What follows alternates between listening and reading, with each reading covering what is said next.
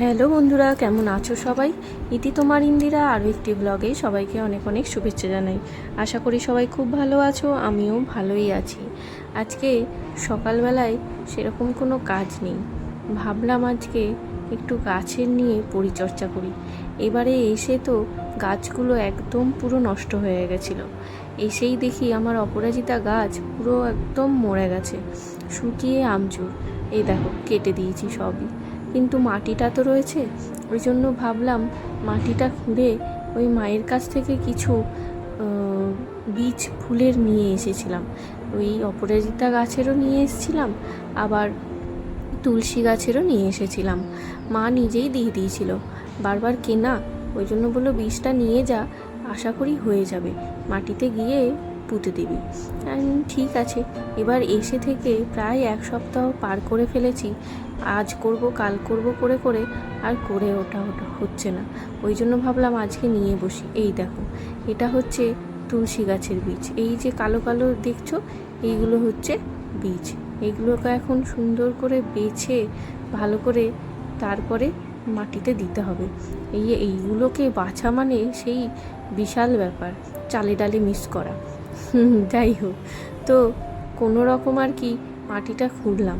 এই একটা আকশি ছিল, ওটা দিয়েই মাটিটা খুঁড়লাম। এই যে মাঝখানে খালটা করেছি, এইখানটাতেই বীজগুলো দিয়ে দেবো। খুব একটা বেশি খাল করতে পারলাম না, আর আসলে সেরকম কিছু নেইও মাটি খোঁড়ার, ওই জন্য ওটাই দিয়েই করে নিলাম যতটা পারলাম। এই দেখো, ওই খোসা সমেতই দিয়ে দিলাম। কি করব, অত বেছে দেওয়া যায় না, দিতে পারছি না, অত বেছে বেছে তুলতেই পারছি না, প্রচুর সময় লেগে যাবে। এই একটু একটু করে ভেতর থেকে তুলে তুলে বীজ সমেত একটু খোসা সমেতই দিয়ে দিই। কি করব।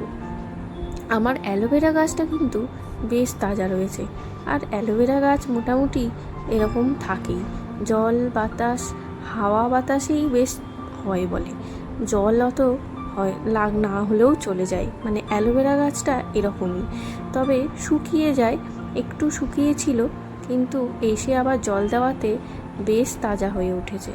তো এটাই হচ্ছে অ্যালোভেরা গাছের বেশ ভালো একটা দিক। যাই হোক, চলো এখন মাটির মধ্যে ওই কোনো রকম খোসা সমেত বীজগুলোই দিয়ে দিলাম। জানি না বেরোবে কি না, এই যা হবে দিয়ে দিই, আর কি করব। অত ছোট ছোট বীজগুলো বের করা মানে প্রচুর সময়ের ব্যাপার, আর হয়েও উঠছে না।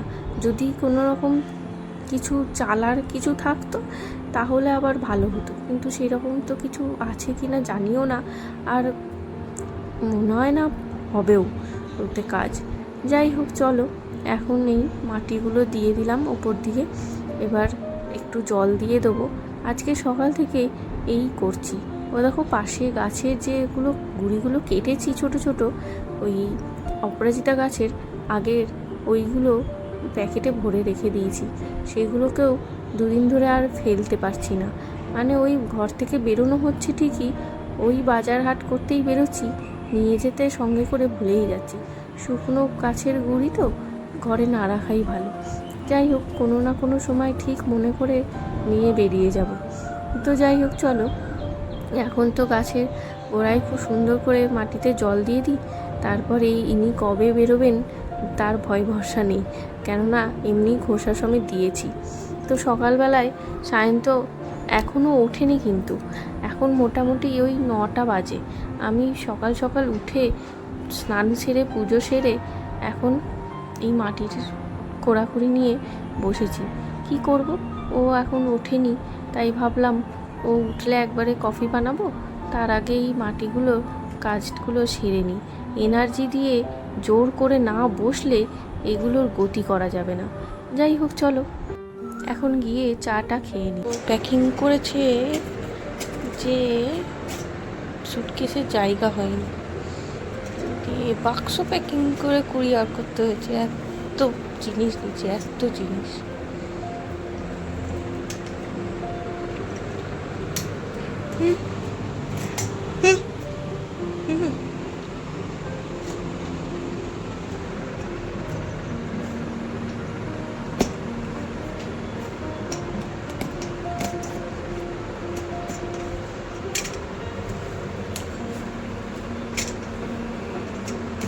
বেরিয়ে এলো ধূপকাঠি,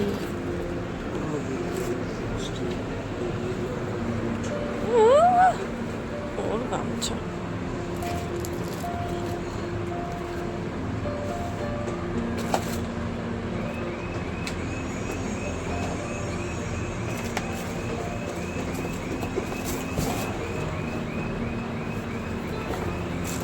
এই কটা জিনিসে 4 কিলো ওজন হয়েছে। এই কাঁচেরগুলো ছিল তো হয়ে গেল, শেষ, শুরুতেই শেষ। সিন্ধুক আমার। বিকেলে দেখি এই পার্সেলটা এসেছে কাটোয়ার থেকে। বাবা আসলে কিছু জিনিস সাইন তো রেখে এসেছিল, সেগুলোকে কুরিয়ার করে দিচ্ছে।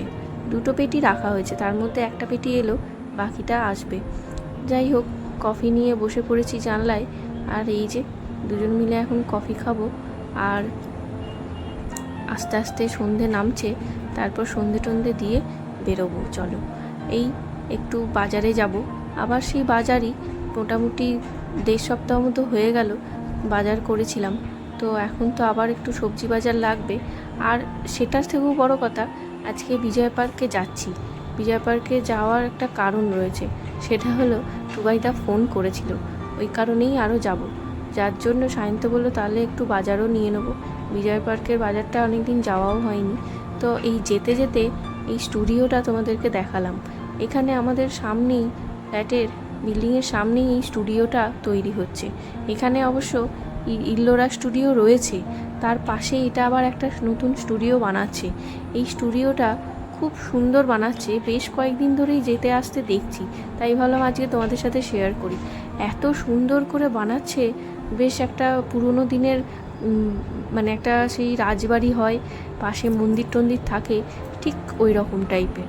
আর বেশ ভালো লাগছে দেখতে, মনে হচ্ছে যেন ভেতরে গিয়ে দেখে আসি, কিন্তু না, সিকিউরিটি আছে, আর ভেতরে তো যাকে তাকে ঢুকতে দেবে না, যেহেতু স্টুডিওর জায়গা। যাই হোক, তো আর কিছু ইস্ত্রি করতে দেওয়ার ছিল, সেগুলো সায়ন্ত দিয়ে দিল। তারপর অটো ধরে এই যে এখন বিজয় পার্কে চলে এসেছি। বিজয় পার্কের বাজারটা বেশ অনেক দিন পরই এলাম, সেই যাওয়ার আগে আগে এসেছিলাম, আবার এই এলাম। বেশ অনেক দিন পর এলে ভালো লাগে। আর বিজয় পার্কের বাজারে খুব একটা বাজার করতে আসা হয় না, ওই টুবাইদাদের ফ্ল্যাটে আসি, তারপরে ওখান থেকে ডিরেক্ট চলে যাই। যদি আসি, ইচ্ছে হয় বাজার টাজার করতে, তখন এইখান থেকে বাজার করি। এখন আর বিজয় পার্কের বাজারে বাজার করি না, এখন সোজা চলে যাই স্টেশন বাজার। আর স্টেশন বাজারের সবজি বাজারগুলো একদম ফ্রেশ থাকে, এখানেও অবশ্যই ফ্রেশ থাকে, কিন্তু দামটা অনেকটা কম থাকে ওই স্টেশন বাজারে। বা প্রায় 10 টাকা 20 টাকা কম তো হয় কিছু কিছু জিনিসের, তো ওইটার জন্যই আরও আমরা ওখানে চলে যাই। আর ভোরে বাজারও নিয়ে আসা হয়। আর যেহেতু আজকে এবারে আসা হলো বিজয় পার্কে, ওই জন্য আরও বাজার করে করে নিয়ে যাওয়ার একটা সায়ন্তর ইচ্ছে হলো।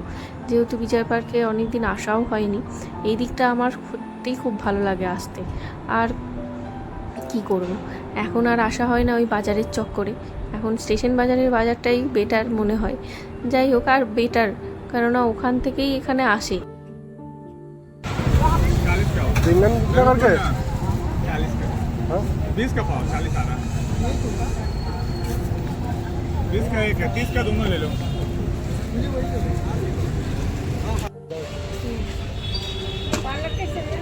তুমি নাও না, वो नहीं है क्या? लहसुन ये प्याज भी पालक के साथ में नहीं दोगे?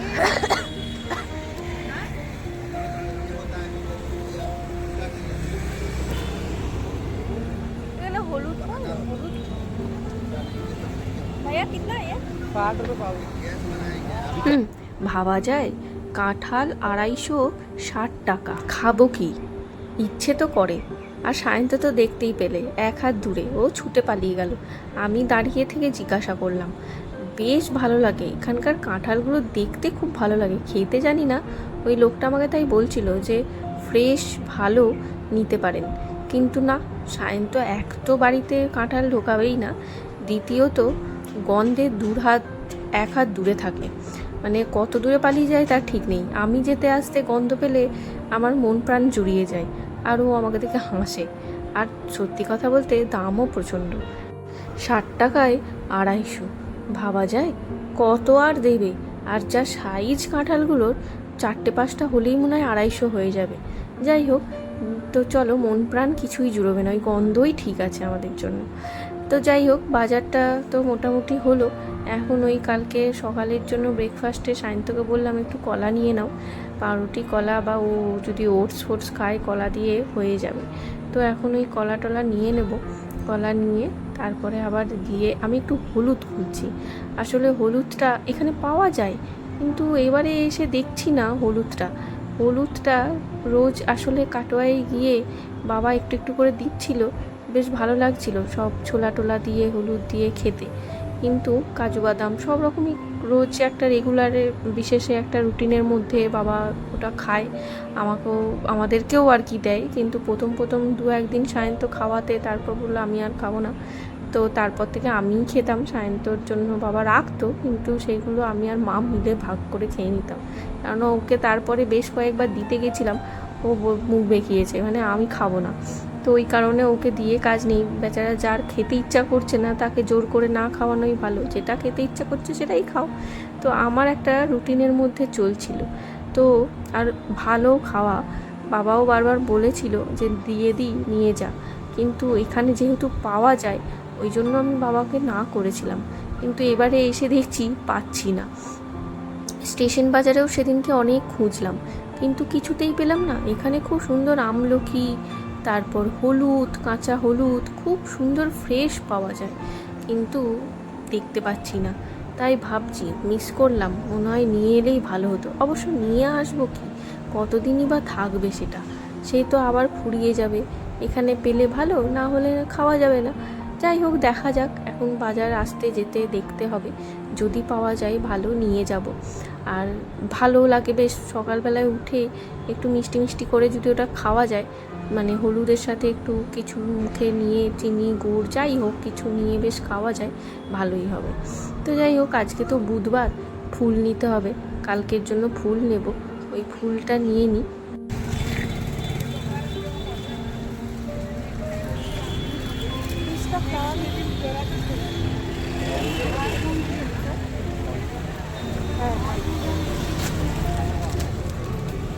इसका फूल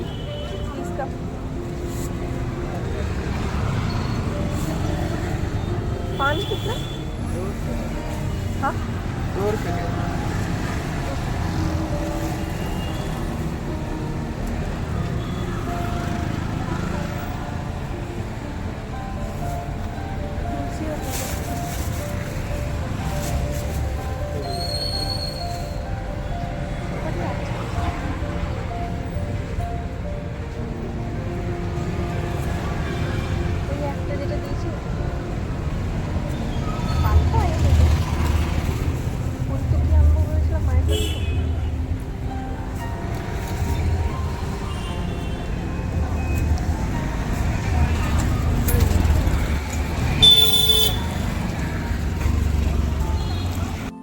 ফুল তো নিয়ে নেওয়া হয়ে গেছে। এরপর আমরা যে দোকানটায় ঢুকছি এটা হচ্ছে দশকর্মার দোকান, বিভিন্ন ঠাকুরের জিনিসপত্র পাওয়া যায়।